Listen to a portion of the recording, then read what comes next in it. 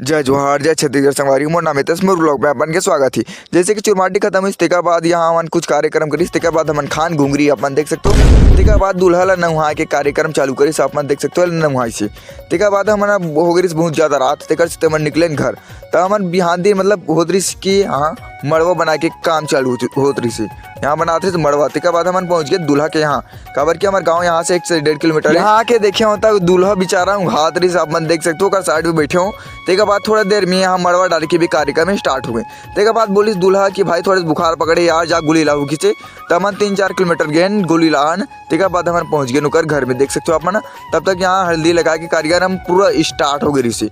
तेका बाद हमने देखे यहाँ पर 4 गाँव 5 गाँव 6 गाँव नहीं 7 गाँव लगाते हल्दी भाई हवर में 7 बार ले जाई से घर से। तेका बाद वहाँ लगाई से और हल्दी। तेका बाद हमरो मन में आगे से हल्दी लगाए पर देख सकते हो पकड़ के हमरो में लगाई से हल्दी देख सकते हो। मिलता नेक्स्ट पार्ट में पट्ट से।